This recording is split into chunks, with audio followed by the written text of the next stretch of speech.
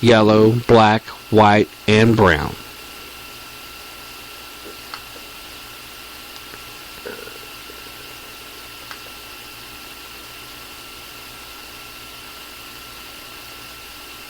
For people that didn't know anything about who they are, about who they're supposed to be.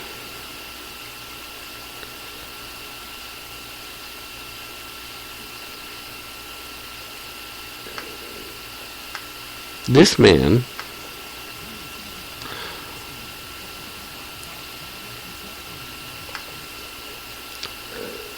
was a former president of the NAACP for the state of North Carolina.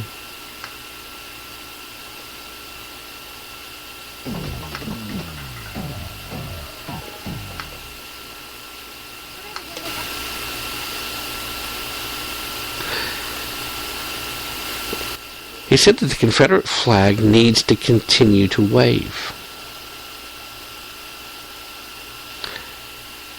He went on to say, quote, "Black folks earned a place of honor and dignity with this flag. Black folks and white folks in Southland America are family. This is our flag. This was my message when I walked to Texas. That was my message when I walked to the White House, and it's my message still." Now, a lot of folks walking past Edgerton disagreed with him. Quote, "For some people, represents proud history of the past in the South. But it seems to me the offensive nature of it to people of African American descent outweighs that, and certainly want to be respectful of everybody to make anyone feel uncomfortable." That was from a Ben Abzug, A-B-Z-U-G, Abzug. If that's not correct, Ben, I apologize. He was visiting from Charleston. Also, quote, "It's like the natives at Christmas time. Should the state be doing it? It's completely different than if you should be doing it." I'm not even sure what that means. It's like the natives. I think that might be a typo. I think that should be the nativities. It's like the nativities at Christmas time.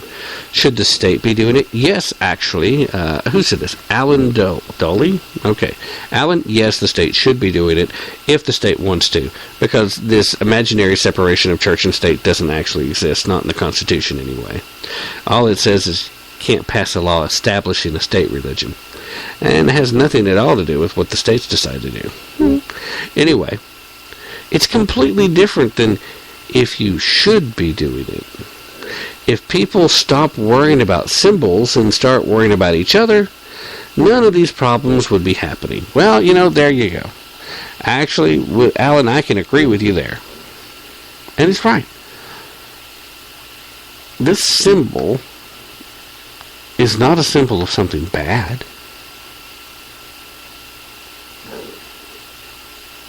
And it's utterly ridiculous that we've been allowed to drag ourselves into this, that all these politicians, desperate to look like they're sensitive, are in a hurry to do something, to destroy major monuments, to change ways that we've honored part of our heritage. The Civil War monument at Stone Mountain, to me, there is almost no reason I can think of why that would be offensive to anyone unless you're just looking to be offended. Nope, it's Confederate, we gotta bring it down. Nathan Bedford Forrest was a general for the Confederate Army, so we gotta get rid of the statue of him in Nashville. Folks, each and every state should decide for itself whether or not they want to have Confederate anything at their state capitol grounds. But outside of that, we need to remember what transpired during the War of Succession. Or as some folks in this part still refer to it, the War of Northern Aggression. It's been a while since I've heard that, though, so don't misinterpret me. The bottom line is, we're still being divided and put in little boxes with these little labels, and they want to be able to call me a racist because I sound like I'm supporting the Bars and Stars. I don't care. You know, I grew up watching the Dukes of Hazzard, and I thought it was cool that the rebel flag was painted on top of the General Lee. Did that make me a racist? I don't think so, because my inclination was, it's about the car. It's kind of cool. Has nothing to do with the fact that that's a symbol of blah, blah, blah. No. I assure you, for the overwhelming majority of people that are flying the stars and bars in the back of their pickup truck or wearing t-shirts, there's not a racist thought in their head when they decide to put this stuff out. They're thinking, this is how I can prove I'm country. This is how I can prove I'm redneck as all get out. And that's really what it's about. That's how it plays in their heads. If you're offended by that, then you're just looking to be offended. And I'm sorry, there's nothing I can do to help you there.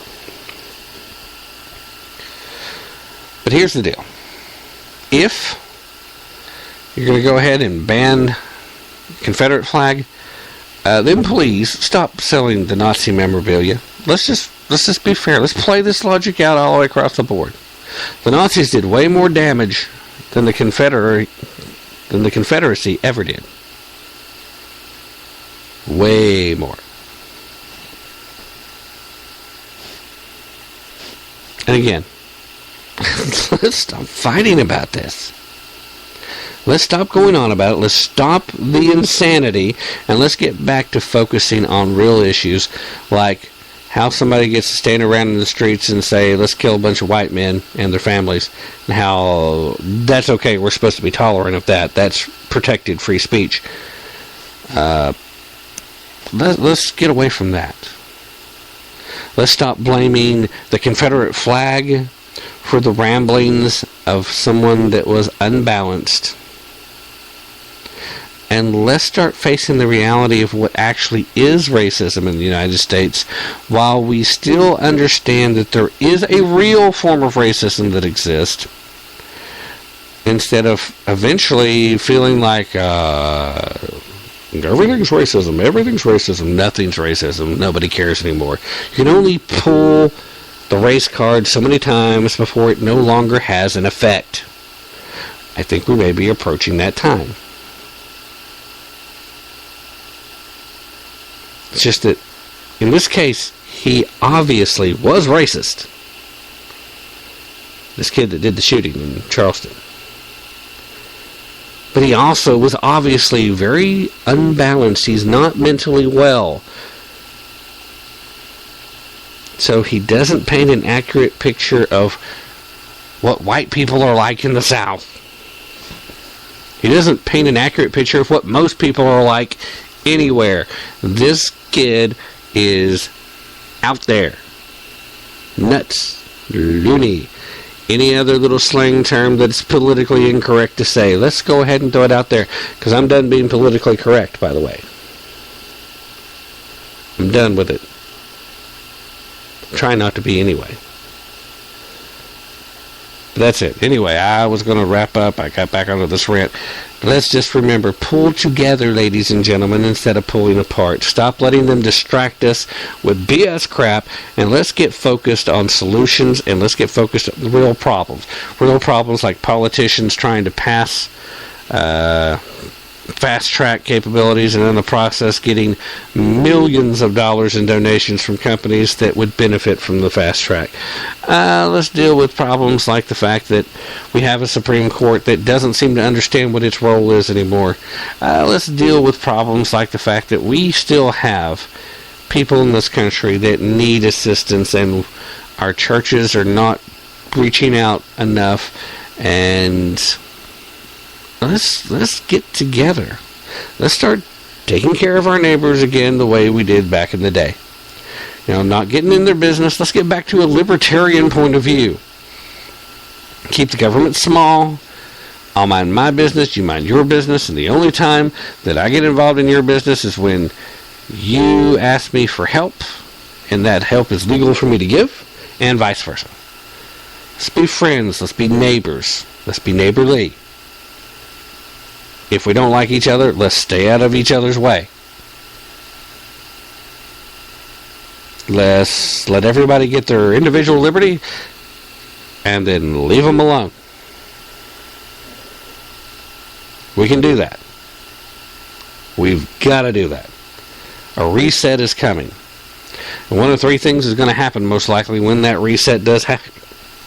Number one, we're either going to break out into armed conflict and have an honest-to-goodness actual civil war. All bets are off, and who knows who wins. Or we're going to have a reset where we try to reestablish our original Constitution. But it'll never be quite the same again, I promise you that much. Or we'll scrap the old Constitution and write a new one. One that probably would more resemble something you'd expect to find in a European-style socialist country. And I certainly hope that's not the way. But a reset is coming. Let's get focused. Let's find a way to make this a peaceful transition back to a respectful form of government. Otherwise, what's the other option? It's not pretty. It may be coming, but it won't be pretty, and it bothers me a great deal that this is on the way. Anyway, that's got to be it. Like I said, we'll talk more. I can't guarantee that I'll be broadcasting again before the Sunday show, so be sure to check us out on Sunday. Be sure to visit tappintothetruth.com. That's TAPP into the truth, all one word, .com. You can send me emails, comments directly to ttap@tappintothetruth.com, or you can send me a message at the website itself. You're always welcome to. There's a little message box near the bottom of the homepage.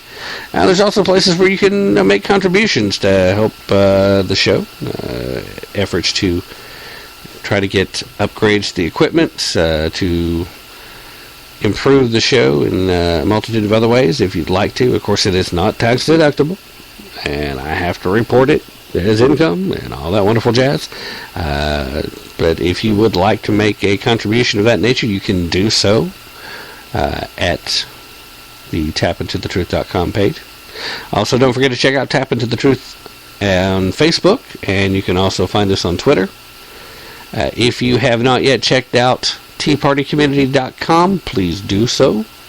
If you're looking for something similar to Facebook, but without all those annoying liberals, it's a pretty good place to go to. I'm a member there, been there for a while. I love it, and I highly recommend that you at least check it out. At any rate, going to forego the It's Not Goodbye usual sign-out song one more time, and I'm going to play the song Miracle by my friend Cash Islo and his friend Steve Miller, who unfortunately is no longer with us. It's a beautiful song, but I'm going to play it as the outgo because I think we all are still looking for a miracle. So it is. That's it for tonight. Thank you very much. Be sure to check out the show. We will be back on Sunday, and have a good night. And remember, don't take my word for it. Definitely don't take their word for it. Take a little time, do your own research, be prepared to put in a little effort. Use your brain. And remember, it's up to you if you're actually going to tap into the truth. It's time we stopped making noise and started making a difference. Let's get out there and make those changes, and let's find that miracle we're looking for. We've got to pull together. The only way America comes out of this is if we pull together. Stop letting them put a label on you.